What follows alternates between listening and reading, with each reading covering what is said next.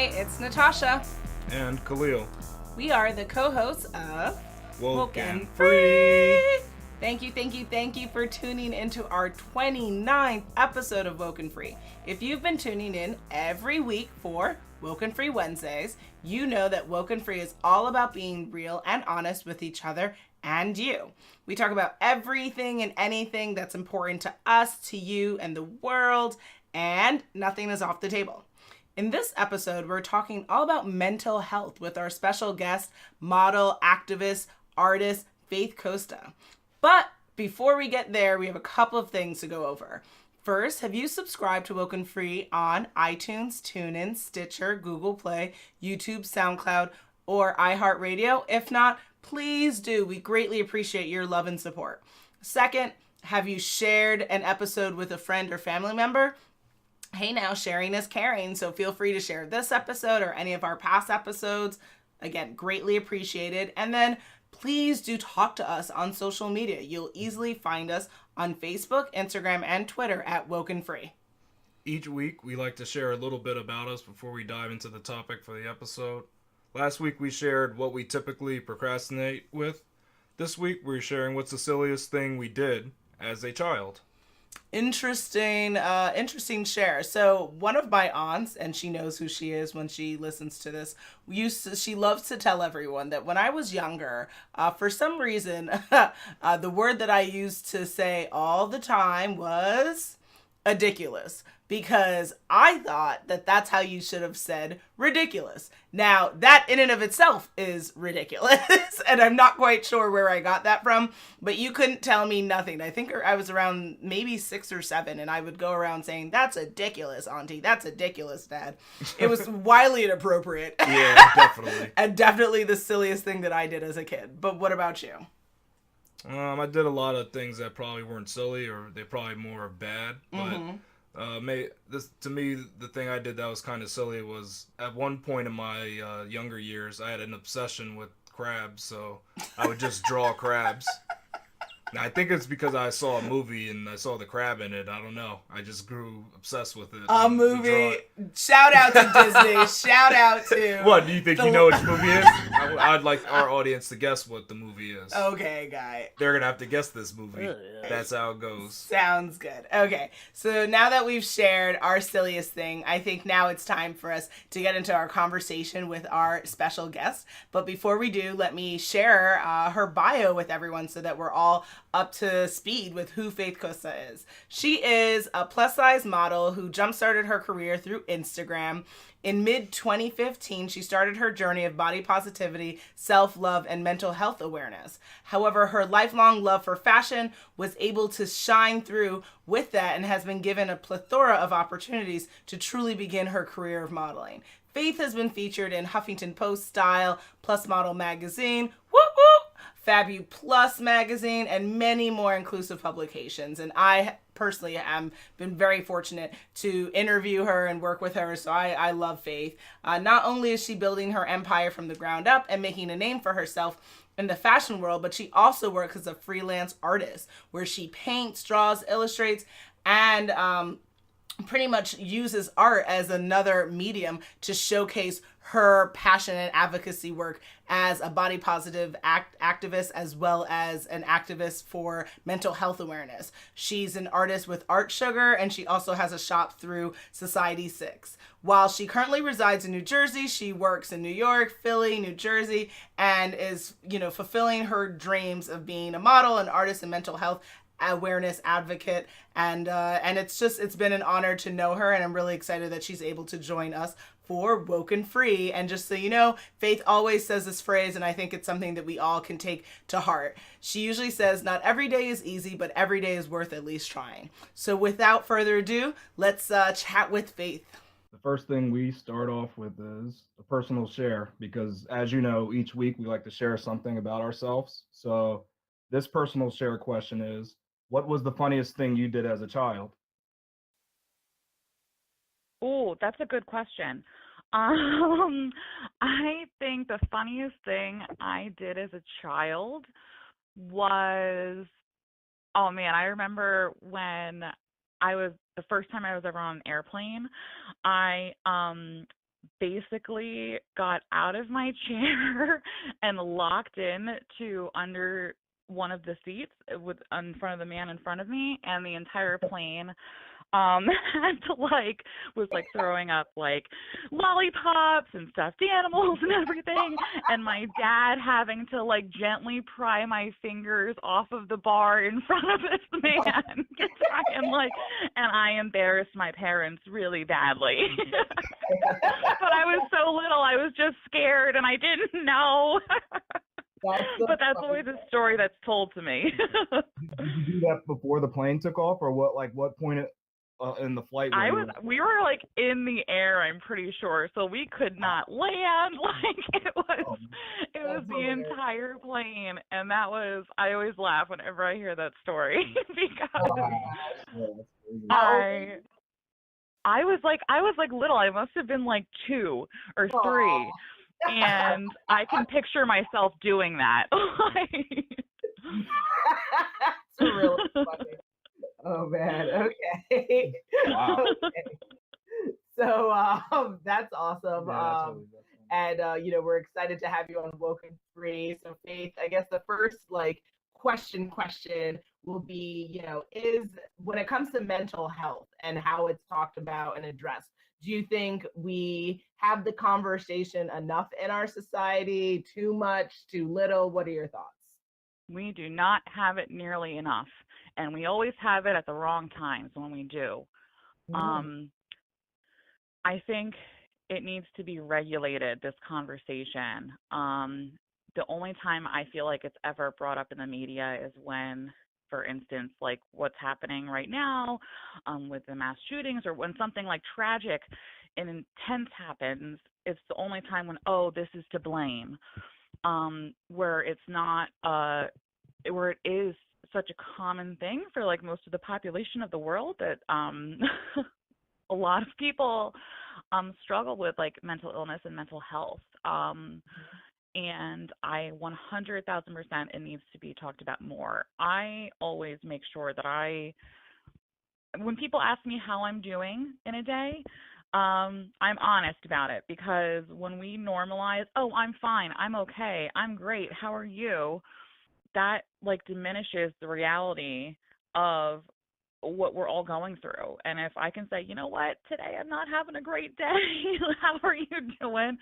Then I think it makes it more, it'll put progress into the world of knowing that we're all not alone, Okay. And just so everyone knows, when we are talking about mental health, what are we talking about? Are we talking about anxiety? Are we talking about depression, schizophrenia, everything in between? When you think of the term mental health, what does that mean to you?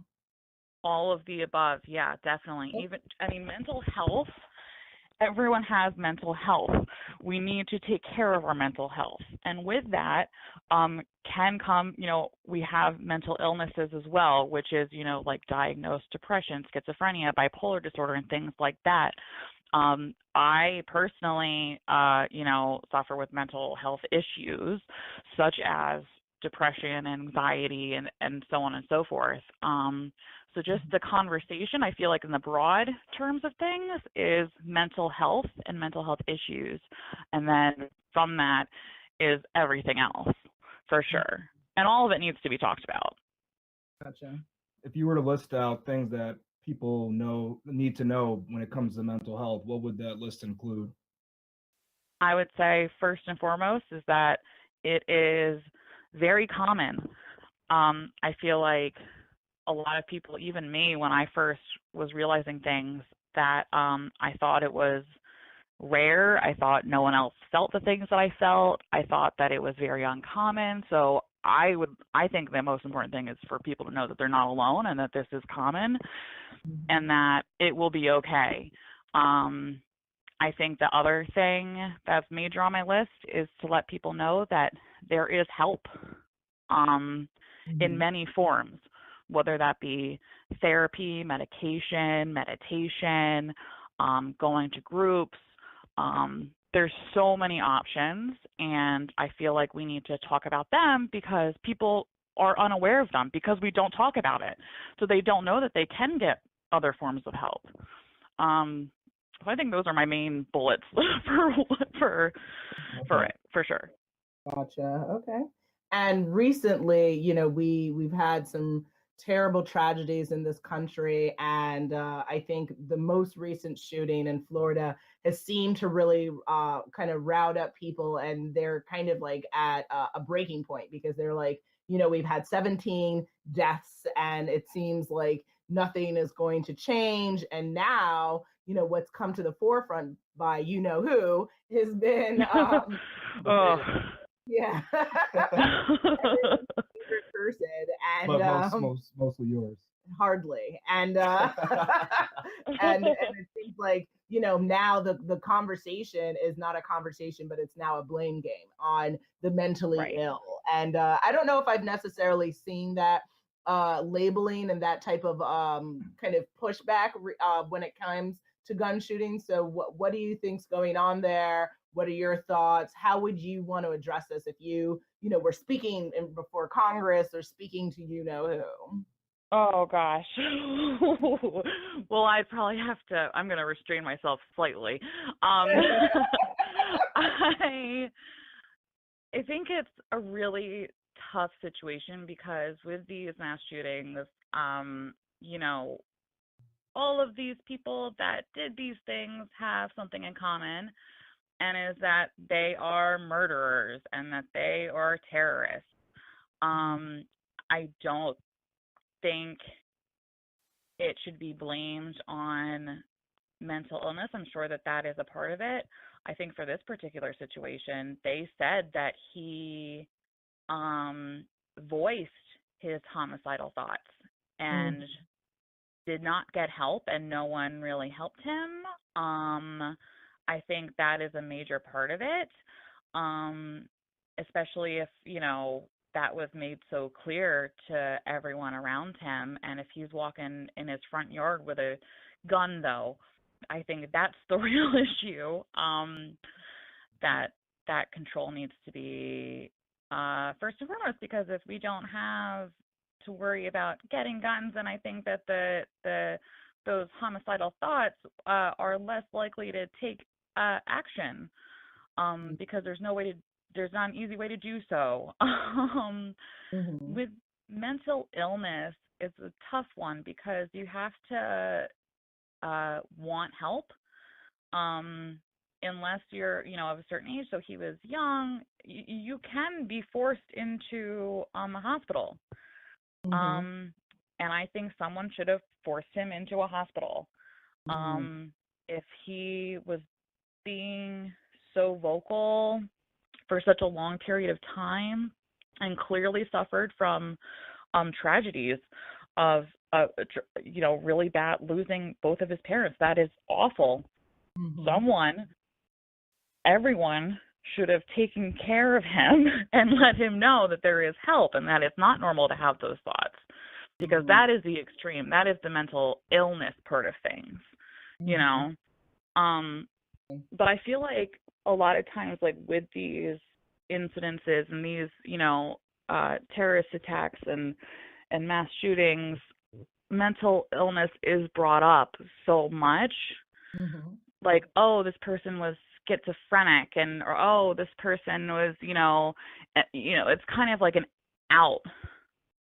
It's almost a defense, I feel like. And I feel like when it comes to that, it's so much bigger than just mental illness. There's something else in there, you know. And I'm not a doctor or anything, but, you know, I think that that's a different kind of chemical imbalance to be able to do that. And there needs to be other conversations. I'm not necessarily sure what they are, but I think that we need to start taking precautions. Something needs to change, obviously. We're not doing something right here. I think I think it's pretty obvious. I'm sure that you guys would agree that gun control needs to happen. You know, I think that misconception of like, oh, we want to take away people's guns. No, we need them to be in the right people's hands. You know, I think that if they had done a background check on this young man, he should not have gotten a gun. Yeah, it's a convoluted issue. I mean, was there a check done or something and it was done incorrectly? I thought there was some like mishandling of him getting the gun or something where they were supposed to do a check but they didn't. I thought something like that had happened. That I don't know. I mean, Okay. it's a convoluted issue strange. because I think, like you brought up, the fact that, you can't shoot someone if you don't have a gun to shoot, right? So there is definitely that conversation, which definitely upsets a lot of Second Amendment Right. advocates in this country, and people. And Khalil is a fan of supporting people having guns. I'm not, actually. I think that at the end of the day, you cannot cause harm if you don't have a weapon of harm in your hand. Right. And I think that, is it right to take away people's rights to have things like guns? No, it's not right. But then how do you like you're saying, how do you adequately check? And so if there is a mistake and that mistake results in 17 people's lives, who do you turn back to, right? So it's the person who sold the gun. I would close that down. I would close that shop down immediately. I mean, right. Never sell firearms. I know, but that's just that one spot. But if you start doing that, if you start making examples, I bet none of these places get closed down. Like, but I don't know what the legal ramifications of shutting down business, because again, that's a right to commerce. So that would come with gun control if they had laws in place that said, hey, if somebody gets a gun from you and they go on to commit murders, you didn't adequately like check them before giving them. But can you someone needs to be break that chain though, and then like can you pay to make sure that gun never gets chased back to your store? Like, so that's what I'm saying. There's so much corruption, and also what you mentioned, the fact that just because you could have a mental health issue doesn't mean you automatically are homicidal in nature, right? So right. So like I have a history of mental health issues, right? Mm-hmm. However, I know that I would never use a gun on someone. No way. But I always say, it's actually funny, like I'd love to go to a shooting range sometime. But I would be worried that I wouldn't be able to. So there are such like fine lines, because I know me. Everyone that knows me knows me. Yeah. But I feel like on paper, I might not necessarily, I don't know. I mean, what is the extent of the process? You know what I mean? I feel like there needs to be a different process. I feel like whatever the way that they're doing it is not working. There needs to be some other kind of scanning process, background check. There needs to be like an interview or something. I don't know. I don't have the answer, but whatever is the way that they're doing it is not working. We need to figure out another option. Definitely. Yeah, that's true. And actually, there is, recently there was an article in the New York Times, in case you want to check it out. We will have it available on WokeNFree.com, where, the question is there a correlation between mental health issues and gun violence? And despite whose accusations of he shall not be named. Voldemort.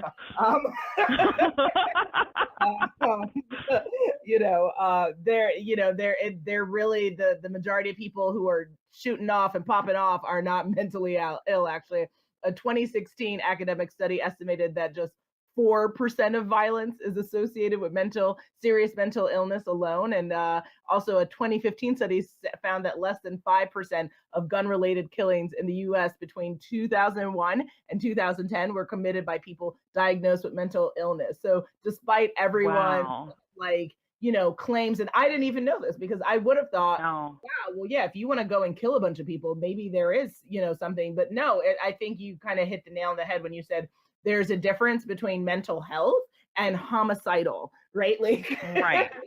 Well, there is. It's a big difference.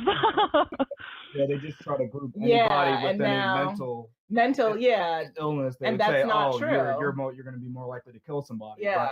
But, murderers, like Faith was saying, is a murderer. A murderer is a murderer. That's actually a different issue that's going on. Yeah. So why do and that's why I said terrorist, because terrorism is, I feel like, a completely different, it's a different entity. It's a different type of person. which I exclude, I feel like, from mental health and mental illness. You know what I mean? That's a whole special kind of thing, which would include, having the capability to murder people. I don't like to think that people with mental health issues and everyone with mental illnesses have that, in them. I would say that very few do. I think it's a different issue. It's a different kind of person. But with the media telling us that when these occurrences happening, this is the issue, and if that's the only time we're hearing it, of course, like, I'm shocked to hear that was such a small percentage, So, which is why we need to have this conversation more, for sure. Absolutely. So, what made you want to become a mental health advocate, Faith? Well, because I've clearly gone through my own mental health issues my entire life, and it took me a really long time to realize I was not alone. I've been in therapy since I've been in 7th grade, and I'm going to be 25. So I am such a pro therapy person. I think everyone needs a therapist. I think therapists need therapists. My sister is actually a social worker, and we're very pro. People need help. People just need someone to talk to. I feel like every single person needs someone to talk to, even if you don't suffer from really aggressive or severe depression or anxiety or anything. I feel like everyone needs a yearly checkup, just like you would go to your regular doctor and say, hey, this is the recap.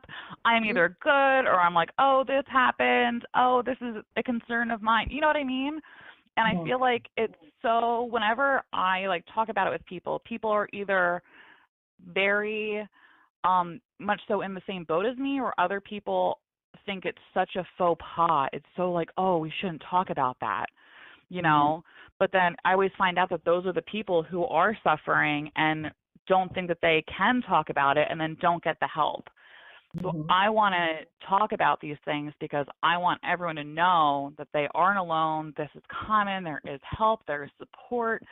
You don't have to go through these things alone. It is hard, but you can get through it. You've gotten through every day of your life thus far, and you can get through today and tomorrow just as much,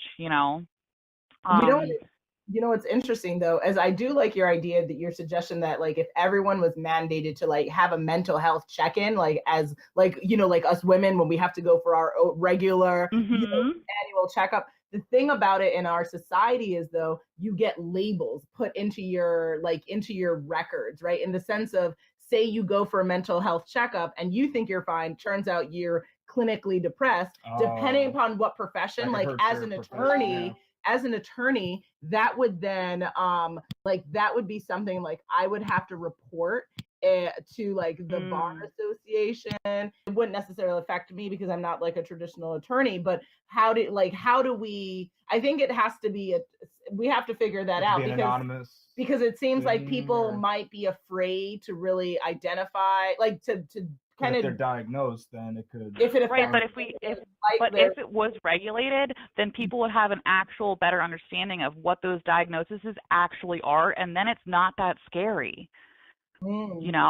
If we can actually, because that's the thing, is the stigmas of the labels, right? What is depression? What is anxiety? What is bipolar? What is, any of it? Because I think that people have the wrong ideas of it. So if people actually go and people actually learn, and we continue this and this conversation, then those stigmas are removed, and then we can just function.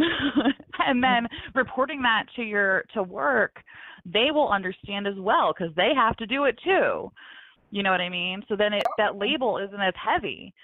I mean, that would take time and years and many practices, but it's a nice thought.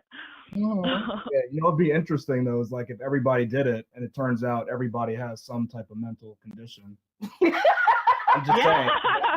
Right? I mean, honestly though, I wouldn't be surprised. It's possible. I don't think we have enough data points at this. I mean, that would be interesting. because we don't know how many people are getting the therapy and being diagnosed. Well, you're not required to get therapy. Yeah. So I think that even if we just look at all the Americans, and we look at the total population, how many people in the population are getting therapy? Yeah. And then if they did get therapy, how many would be diagnosed? I bet you would be a bigger number than, it might be more than half, I would say. Probably, yeah. I would say more than 50% of Americans. I'm just taking a stab in the dark. But I think so. There are studies done that there is a lot. I'm trying to see if I know the number correctly.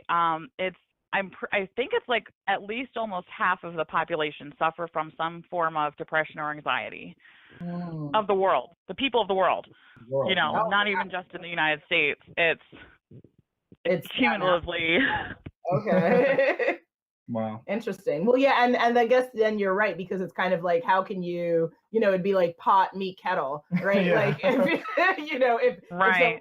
Oh, you have something, and I do agree. I think that people have to stop stigmatizing, because you started the conversation by saying, everyone has mental health and we have to take care of this mental health, right? So we have to stop kind of judging people and try to take care of people. And I do say this all the time, that like the best thing that we can do as human beings is to offer kindness and compassion, because we, everyone is different. Everyone's story is different. And just because someone is struggling doesn't mean that they don't need help. It doesn't mean that they don't need love and care and compassion. So I don't know, I guess people listen to this, hopefully, if they feel like they've wanted to get assessed, they take kind of your advice and they go and do it. And okay.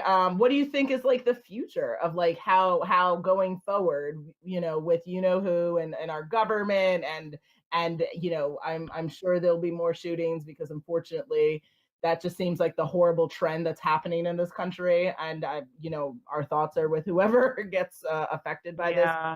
What do you think? What's going to happen? Where are we 5 years from now? What does this conversation look like? Oh gosh, I wish I knew. I know what I want it to look like. I want it to be very, very different. I want there to be actions taken. I think there needs to be dramatic change. Do I think that's going to happen? I'm worried it's going to go in a different direction, especially with what the president just suggested with the schools and the teachers. I think that is the polar opposite of what needs to be done. I think a lot of people can agree that's kind of actually just silly and ridiculous. That's just like a funny thing to say, like, but I'm worried. I'm a bit scared, to be perfectly honest, that anything is possible. Now, anything is possible, though. So with that, it's a coin flip. Anything is possible, and it could get really, really bad, or anything is possible, and everything could be fixed magically, and something is actually done. I hope it's that end of things. What do you guys think? I mean, I agree with you. When I heard that suggestion, I was like, wow, did someone just watch like the Gunslinger movie and like we're going to be gunslingers and literally. What was interesting, and I don't know if people want to talk about this, but I saw someone like post on Facebook that like, hey, if teachers are having guns, they don't feel, certain people of certain communities don't feel comfortable putting their children of color, say, in schools, because there's still race relation issues in this country. And then that brings a whole other, that other major issue in this country right now, Exactly. We still have a lot of shootings against, men of color, boys of color. So what does that mean for our boys of color in schools? They're already being shot out on the street. Now they're getting shot out in school. I mean, wait a minute now. Like, so, and I didn't even think about that. So I was like, it's not a real solution. No. I mean, I don't know. I mean, do people just need to be in pods and we can't even interact anymore? We just have to like walk around in literally. I don't know. Then there's the other thing is that if you're giving guns to teachers, then those are, that's a whole third of the population more that needs the background checks. And how many of those are going to be incidences? Well, it's so ridiculous, because just think about it. So I don't know, like the average class size, but even if you have 15 kids and one teacher, the teacher has one, I don't know, he has a handgun or something. So he's going to use this handgun against these students. Like, I don't think that's like reasonable to expect. What if you have like 3 bad apples in the class and they just hate their teacher? They can all kind of like gang up on him, take his gun, and then that's easy. They can go on a shooting spree like that. I think it would create more violence. It's definitely not. It's a silly thing to say. I think it was just kind of just said, like, it wasn't thought about when he made that comment. Well, clearly. He tends to say things without thinking, so that is. Oh dear. Our president. I'm not going to touch that. Yeah, I don't know about that one. I don't know if I can touch that one. How about this? How about I think you had a question, right? Yeah. So you're since you're a big mental health advocate, can you tell others how they can become more involved with mental health advocacy, and how can they support others in this country? So I would say doing research and following, like, I personally follow like the National Alliance on Mental Health of Mental Illness, NAMI, NAMI, and things like that. So you're in the community. It's really about, I would say, to like take a start is to like have conversations. Whether you want to use social media, whether you want to talk directly to people that you know, that's like the first step. But also making sure that you're giving semi-knowledgeable actual information of like where to get proper help. So like personally, I keep in my wallet, I don't know the numbers offhand, but I keep the suicide hotline number and the what's the other number? Anyway, in my wallet, the official numbers so that I can give them to anyone in case of emergencies. That's just something I always have on me no matter what. And I have used them before, like for people. It's been a really good thing to have. So you have to figure out what you want to do in the mental health community. So for me, I want to have conversations. I want to regulate it. I want people to get help. I'm actually going to be working with a company called BetterHelp, which is an app that you can talk to licensed professionals on your phone. Talk to therapists 24 hours a day, 7 days a week, because people are scared to go to therapists, and it's very expensive. So with like an app like that, people have the comfort of going to therapy and talking to someone in the comfort of their own home and on their phone. You can text them, you can video call them, you can do things like that, which is like incredible. So like supporting companies like that are major. Wow. What was the name of the app again? BetterHelp. BetterHelp. Okay. Yeah, we'll definitely make sure that we include information on WokeNFree.com so that people can get that resource as well. And that is interesting, right? Because even you would think, what would be the issue of going to the therapist? But yeah, maybe they aren't comfortable going, but they still need the help. So that sounds like an incredible app. Yeah. And I thought it's interesting. Definitely, and it's much cheaper too. So like, even like students or younger people who like can't afford to spend $200 or $300 on a therapy session, if you pay $30 a week to have 24/7 contacts, I think that's incredible. I would have used that. Oh yeah, and I think that's nice how you can use texting or video chatting. That's great for, I know younger kids prefer that, so instead of like going. Definitely. So that's actually a really neat thing. Perfect. I love this. Well, we definitely want to talk about this more on WokeNFree. I think, like you're saying, the conversation has to be had, and it shouldn't just be around, oh, wow, people died, let's talk about mental health.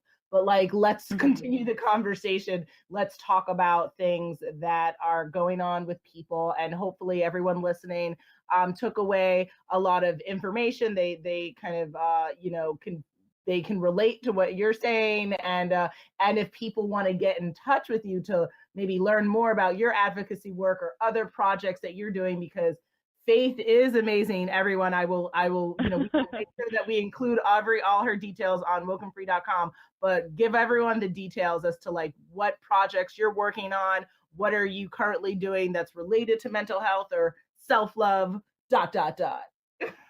So I do a lot of different things. I did just launch a campaign called #the Gift of Self-Love with Cherry Pie Productions. And what we did was we did a pinup vintage photo shoot and campaign with 22 models ranging from sizes 00 to 28, including cis, trans, non-binary, femme, all these incredible people from all different walks of life to really redefine what Valentine's Day means and to really give yourself the best gift, which is self-love, because that's where love comes from first. So if you want to see more of that campaign, you can go on to Cherry Pie Productions Facebook page. You can, and we do like giveaways. We really talk about a lot of different things there. And on Instagram, you can follow me at faith_plus_fashion. And I'll be talking a lot about BetterHelp soon. And I have lots of conversations about body positivity and self-love and kind of that journey and the realities of it, knowing that not every day is, perfect. Because I think that's the stigma with body positivity and people who represent it is that, oh, I feel amazing 100,000% of the time. I'm body positive. It's like, if you do, that's amazing. But I know that I don't. I do identify as body positive, but I know that some days you wake up not feeling so good. So I like to really focus on those types of things. So you should follow me, and I got like lots of exciting things coming up and some things that touch on, yes, body positivity, mental health, art. I am an artist as well. I'm a painter and an illustrator. I do really pretty things and really dark things. So just stay in touch and see what's coming. There's lots in the works. I can't really pinpoint any specific projects, but follow me on Instagram at faith_plus_fashion or my art page at faithcosta_original artwork, and the Cherry Pie Productions Instagram page, which is at Cherry Pie Productions. I love it. You're awesome. Yeah. Yes, and listening, you'll fall in love with the new campaign. Self-love is super duper important. I definitely love to be a part of that work for what I do with Dressing Room 8. And yes, thank you for joining Woke and Free. We're super excited to have had you. Thank you so much for having me. I was so excited. I'm like beyond like honored. I was happy about it, but I'm like, I feel so special to be talking to you guys. You are part of the Woke and Free family. So we are at that time again. It is the end of our 29th episode of Woke and Free. It was horribly crazy. That was really good. I think we should sell that soundtrack. I think that was opera from hell. Wow. I don't know what you think hell is, but that was definitely some clearly right in the middle of it. That was a good performance. Clearly. I think people would pay for that. Yeah, people, aka your mom and brother. And you. True that. We had quite the episode talking all about mental health with our special guest, Faith Costa. And, I really just, I think we both were really excited to just hear her thoughts on it and really just have an open conversation. And so if you want us to revisit the subject, definitely, you know what you need to do. You need to hit us up on WokeNFree.com. And will I leave you hanging for what our next episode will be about? On our next episode, we will be talking about Project Repat with the co-founder Nathan Rothstein. Make sure you follow us on social media to follow along in the conversation, and make sure you tune in next week for Woke and Free Wednesday to join the conversation at WokeNFree.com. If you want to be a guest on the show, which I know you do, we've been lining up so many, so make sure you submit a topic for an upcoming episode or something that you feel very passionately about on our Contact Us page at WokeNFree.com. And I cannot stress again, please feel free to hit us up on Facebook, Instagram, and Twitter at WokeNFree. We love to chat on social and hear what's going on with you so that we can all be woken free. If you didn't already subscribe, please do. Share the episode, and make sure you come back to join the conversation every Wednesday for Woken Free Wednesdays. Until next time.